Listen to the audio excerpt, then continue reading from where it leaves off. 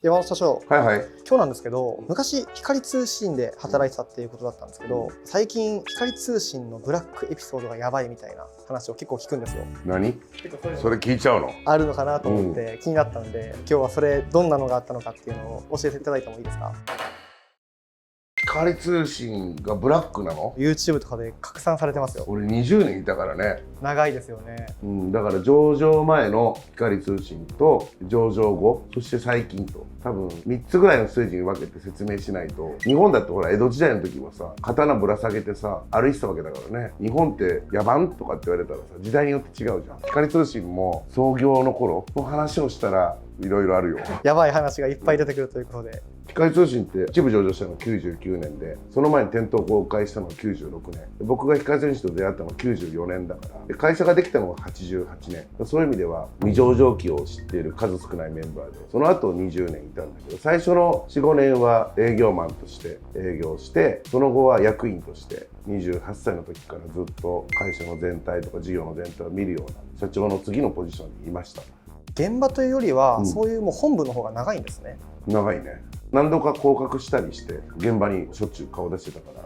常に現場の意識はあるんだけど、なかなか濃いエピソードが聞けそうで。ブラックを作った張本人かもしれないね。作る側っていうことですね。まず時代背景からいくとね、光通信以外の会社もみんな飛び込み営業。第一生命、日本生命、JTB、セコム、リクルート、みずほ銀行とかね、みんな営業マンは飛び込み営業だった。気合い入れて。だから大手銀行とかもよく駅前とか歩道橋の上とかで叫んでたりね。個人情報保護法もないからオフィスに勝手に入ってくるんだよ。生命保険の人とか。そうなんですか？予約もしないで勝手にドカドカドカっと入ってくる感じ。だから時代背景が今の令和の子たちが見ると違うから。携帯がなくてインターネットがなくて、でオートロックとかもインターホンもなかったから、昭和平成あの頃は時代の営業っていうと全然違うから、もうその時点でブラックかなと思っちゃうんだけど。それだけ聞いてもブラックですね。例えば今年生まれた赤ちゃんの数が75万人なんだけど、僕の頃は200何十万人っていたんで3倍ぐらい生まれてたの。そんな違うんですね。そうで、大学の数が今800あるんだけど、当時500しかなかった。だから大学行く人って 30% だった。行ける人がね、ほとんどが高卒なんだよ。みんな学歴コンプレックスがあったりして、で学歴社会なんだよ。中卒高卒だともうずっと給料が低いっていう。僕らは何よりもそれがムカついてて、学歴がなくたって若くたって偉くなったり稼いだり大きな仕事をしたり、その後勉強して立派な経営者になったりできるはずだよね。そんな10代の3年5年本気で勉強していい高校大学行った、そのたったの3年間で70、80までの人生決められてたまるかというと、みんなそりゃそうだと。でも普通の会社は年功序列学歴主義だけど、我々は全く問わないから力を発揮しようと言って僕ら集まったんだよ。だからものすごいエネルギーで朝礼とか会議とか何をしてたってみんな目がギラギラしてて、一発ここで成長してやろう、稼いでやろうっていう感じだったので、強制力を持ってやれっていうよりもみんながやりたくて集まってた。まずそこが違うと思う。ただ勉強嫌いなやつが多かったから、あんまりこう成功体験がなくて、じゃあ君らは優秀だからエリートだからほっといてもやれるよね、自走できるよねって言うとそうじゃなくて、案外社風は分かりやすく言ったら今の世代でブレイキングダウンみたいな感じ。あー、なるほど。闘争心とか競争心とか負けたくないとか勝つの負けんのみたいなことを話題にして勝ちますみたいな、そんな感じだったね。そういう会社だったんですね。それを見るとブラックって思うかもしれないけど、それ以外にさ原動力がなかったの。中にはね東大とか出てた人も社員でいたんだけど、変わり者でさ、そういうのも関係ない。東大卒と中卒が席を並べて競争するみたいな会社だったんだよ。めっちゃ面白かったよ。当時それこそ年功序列とかそういうのが多いのかなっていう印象だったんで、それも珍しいですよね。ほとんど皆無。やっぱりものづくりとかさ、インフラとかマスメディア、広告代理店、医療機関、どこ行っても何十年何百年って歴史があるから、オフィスに行ったら60歳とか70歳とか50歳とかさ、年配者がいるわけじゃん。そうですね、はい。でも情報通信はおぎゃーと生まれた産業だから、どんな古い人でも先輩がいないんだよ、一人も。今日生まれた商品だから、みんな1日とかなの。日本中が。だから古い人がいない、入社したばっかりの人、配属したばっかりの人、そこにいる人たちで考えて、いくらで売るとか誰に売るとか、どういう差別化でやるとか、どういう人を採用してどういう一日のスケジュールにしてとかを現場で考えるしかなかった。今でも仮に大手企業グループ入って全くの新規事業とかを担当すると、案外そういう状況があるかなと思うけど。だからブラックになるんだよ。マニュアルがないから。レストランで行ったら新人ちょっといいかと、お前がやれと、味付け考えろと、メニュー考えて、値段考えて、採用自分でやって、集客考えて、オペレーション考えて、売り上げ上げろと。売り上げ上がったら上がった分だけ払うし、下がったら下がった分だけ給料減るぞと。競争環境の中で他のスタッフが優秀だったらそいつが店長になるし、君が優秀だったら複数の店舗を見せて、部長でも役員でも社長でもどんどん任せるぞと。さあやってみろ、いってらっしゃいみたいな感じだから。でも全員そういう状況。みんながそう、日本中がそう。結果出したらそれだけ評価されるっていう実力社会ですね。そうだから上司に好かれるとかじゃなくて、顧客に愛された人が勝ちでしょ。美味しくて安くてサービスがいいレストランをやったら人気が出るわけじゃん。競合店調査して差別化ポイント作ってしっかり企画をしてとか、集客も工夫をしてとか、いい社員を雇ってさ、いいスタッフを雇って教育してとか、団結してとか、 BGM からエプロンからさ、メニュー表から机のレイアウトから全部自分で考える。これがベンチャー。これって人によってはブラックっていう、自分で考えろ、自分でやれ、いってらっしゃいみたいな感じだから、それを受け身の人、なんでマニュアルがないんですか、なんで研修がないんですか、なんでいきなり初日から現場なんですかみたいになっちゃうからね。だからほとんどがそこの部分かもしれない。会社っていうのは学校みたいに入ったら教科書があると思ってる、そういう人からするとブラックになっちゃう。ちなみになんかこう具体的なエピソードとかありますか？それはもう何十時間でも話せるよ。僕が最初に営業した時に、初日研修は30分ぐらいかな。でもう現場行けと。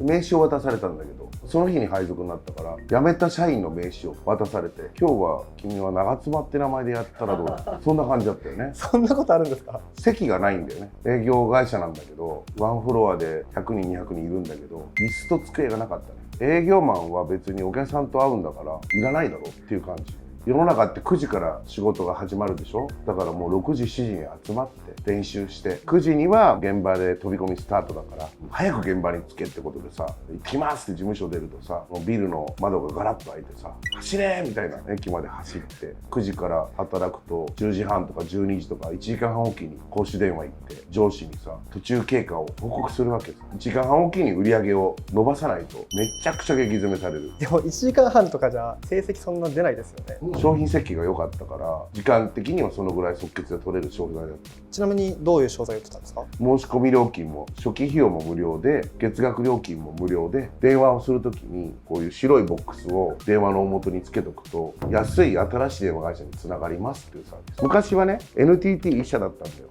1985年までは電電公社っていうね、国営の電話会社1個しかなかった。それが通信が民営化して、今の電力みたいに第二電電って今の KDDI とか、日本テレコムって今のソフトバンクとかね、そういうのがブワーッと乱立したわけ。だから東京から大阪に電話かけても NTT よりも新しい電話会社の方が3割4割安かったりする。そっちの方がお得ですよ。お得なの。その装置をつけると接続先を装置が変えてくれて、自動的に市外局番入れると一番安いところにつなげるっていう画期的な素晴らしい商品だったの。それを始めて5年10年したら、家庭用の電話機にも内蔵されるぐらい当たり前の機能だったんだけど、オフィスに行くわけじゃん。トントンこんにちは、光通信です。電話機の大元に無料で白いボックスを設置させてくださいと。電話料金安くなります。光通信も知らないし、第二電電も知らないし、日本テレコも知らないから、みんな警察呼ぶの。怪しいと。いやいや、カクカクしかじかでって言っても、電電公社の人、NTT の人を呼んで確認しますと。もう民営化したんだから、電電公社 NTT がトヨタさんだったら、僕らは日産とかホンダですと。日産とかホンダがもっといいサービスを提供するにあたって、トヨタさんに聞く必要ないですよね。とかってもう玄関で喧嘩しながら入ってって、信用してくれた人に新聞の切り抜きとか、パンフレットとか見せて説明すると、ものの見事に2、30分で契約してくれるんだよね。ほとんどがもう玄関の段階でロックされたり入ってくんなっていう。門前払い的な。最初はね、数年経つと友達みんなやってる、テレビでもやっている、当たり前だから、僕の後輩とかはその何十倍の難易度で低くね売りやすくなったけど、最初はめちゃくちゃ大変だった。だから社員たちも同期なんかは150人ぐらい入社したけど、最初の数ヶ月で130人ぐらい辞めたんじゃないかな。ほとんどやめてるんですきね。ついから。日本の電話料金って世界一高かったんだよ。アメリカとかほとんど無料の電話があったり、韓国も安かった。これから情報化社会 IT 社会が来るのに、通信インフラが最も高かったらこの国はあかん。だから新しいサービスを普及させることは正しいんだ。国がやったり役所がやったりするわけじゃないから、法律では決まんないからさ、僕らが新しい映画会社を普及させないとこの国は前進しないという使命感があったから、あと僕らが実力主義で学歴とか関係なくて年齢も関係なくて世の中に実績を残せる大チャンスだったから、めちゃくちゃ僕はスイッチ入ってて、どんどん自己責任でさ、どうやったら営業もっと話聞いてくれるか、信頼してくれるかなとかってずっと前向きに PDCA 回せたから、全然ブラックって僕は思わなかった。でも辞めてく 99% の人はブラックって言ってた。今 YouTube とかでブラックだって言ってる人って辞めていった人たちが多いんですかね。もちろんそうだよ。捉え方だよね。例えば野球部で監督に叱られたらありがとうございますって言いながらさ、喜んでる人とふざけんなよ怒りやがってみたいに切れるやつといるけどさ、僕は成長したかったから全くブラックだと思わなかった。でも不安とか不満とかある人は全ての一個一個がブラックと思って、僕は名刺がね、長妻さんっていうのもらったけど、電車の中でちゃんと20線引いて山本って書いて入社したばっかりですってお客さんに言ってたから、お客さんに怒られなかったし、僕が課長ぐらいになった時にはオフィスの中にプリンターとカッターが入って即時発行できる名刺システムっていうのを社員たちで考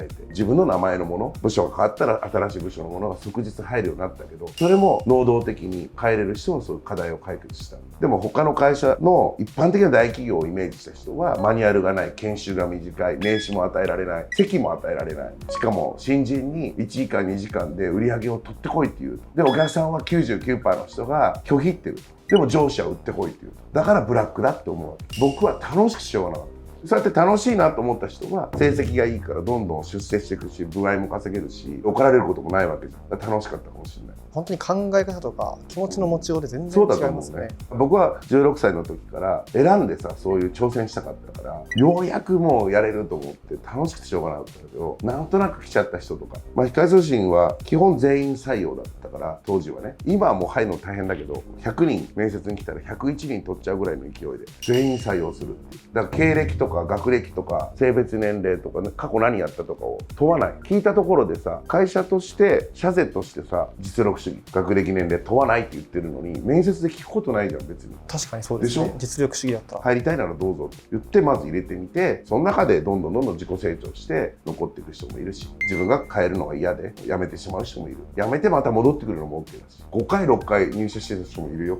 そうなんですか。辞めても入社自由だから、入社が自由、いつでも入社できるから、2度目でも3度でも6度目でも10度目でも入れる、そういう感じの場所だったよね。それも人によっては全員入社してるっていうことはブラックなんだっていう。それだけ退職者が多いんだろうなって思いますよね。でも普通履歴書が100枚来たら1次面接2次面接で最後社長面接になるの3人とかでしょ。そうですね。ってことはここで 97% 落としてるわけじゃん。俺らは100人来たら100人全員採用してチャンスを上げてるわけです。で最後3人残るわけだよ。同じじゃんこれ。俺はそっちが固定概念バイアスかけなくていいなと思ったけどね。あと思い出したけどね、30年前の話だけど、こう100億200億500億1000億2000億3000億って感じで売り上げを伸ばしてたんだよ。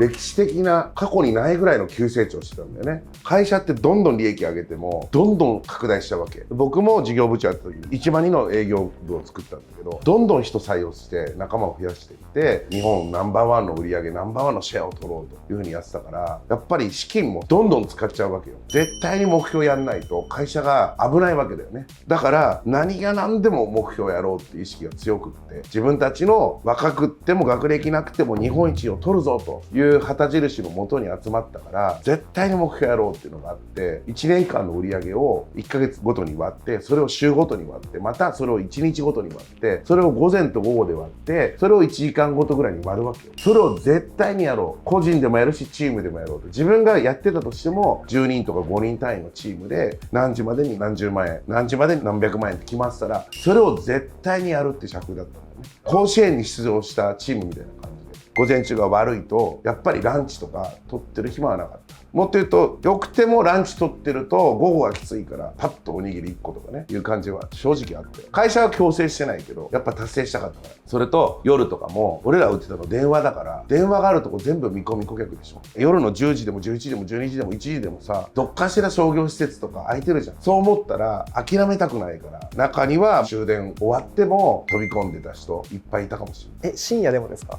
もちろん能力がなかったり体力がなかった人やらせてもしょうがないけど、やっぱ有有志で目標、その前の日の朝誓ったことをやらないと気が済まないっていう人たちが多くてね、案外深夜まで営業してそのまんま会社の近く泊まってそこからすぐ朝礼やってみたいなのがよくあったかもしれない。すごい組織というか。でもトヨタだってソニーだって創業来そうだから、今のスタートアップベンチャーだって会社泊まり込みとかいっぱいあるよ。そうなんですか。あるあるある。それが5年10年して大きくなって何千人の会社になって、昔はねなんて言ってるから、ほとんどの会社が何年前かにはそうだったと思うけど、今は法律とかいろいろね変わってきて規制も多いけど、当時なかったからさ、日本自体がまだまだベンチャーだったかもしれない、そういう意味ではね。でも本当楽しかったよ。楽しいと思えるんですね。そうだよね。だって若いしやることないし、仕事で負けたらつまんねえから、全てが早く偉くなりたかったし、早く能力開発したかったから、絶対1位取ろうと思って、そう思うと土曜日も日曜日もやってたし、1日何時間働いてたんだろうね。計算もしたことないけど16時間とか働いてたんじゃない？寝る時間ほぼないですね。全然ある。でもその分考え方としては、他の人が2日働く分を僕は今日1日やったってことは1日得したわけじゃん。本来部長役員になれるのに20年かかるんだったら10年でなれると。人の4倍働いたら5年でなれると。そういう考え方。なるほど。だから時間を有効活用してる。そう思ってたよね。というわけで今回は光通信のブラックエピソードっていうテーマでお話ししてもらったんですけど、ブラックエピソードと言いながら楽しかった？楽しいよ。ブラックって言ってるやつはちょっと俺の前に連れてきてみる。多分ね、考え方が間違っとる。そういう YouTuber とかも結構いる中でやっぱそういう風に思うっていうのは、本当に考え方とか気持ちの持ちようで変わるんだなっていう風に思ったので、これから働く人とか今働いてる人もやっぱ楽しむっていうのが大事だなと思うんですけど、山本社長、山本塾っていうのもやってるみたいで。やってる。はい。それどんな塾ですか？まずね、山本塾っていうのは選抜メンバーの若くしても経営者になったら学ばなきゃいけないことを全て叩き込むっていうスパルタ塾なんだよね。これは有料でやってます。本当に選抜だから何十人に1人しか受かんない。無料の GPU っていうグローバルパートナーズユニバーシティっていうのは、小学生でも中学生でも主婦でも誰でも見れるっていうね、オンラインスクールなんだけど、やっぱ楽しく仕事するためには夢を見つけてほしい。でも多くの学生が、若者がなんとなく就活して出会い頭で内定もらってそこに入っちゃう。これを変えたいなということで、ありとあらゆる産業、ありとあらゆる業種のいろんな考え方の社会人や経営者を高校生や大学生がインタビューをして、仕事の内容とか事業のやりがいとかそういうものをまとめた動画事業なんだよね。1事業が3分から5分ぐらいで、スマホで学費無料でいつでも学べるっていう、そういうのやってます。その塾すごい興味あるんですけど、その塾もっと知りたいなって思ったらどうしたらいいですか？概要欄にある LINE 登録してもらったら今すぐ始められる、そういうことやってます。わかりました。というわけでこのチャンネルではこういうビジネス系の発信だったりとか、光通信時代の話っていうのをどんどんしていこうと思いますので、これからもヒアリングさせてもらえたらと思います。はい、わかりました。はい、よろしくお願いします。また次回の動画でお願いします。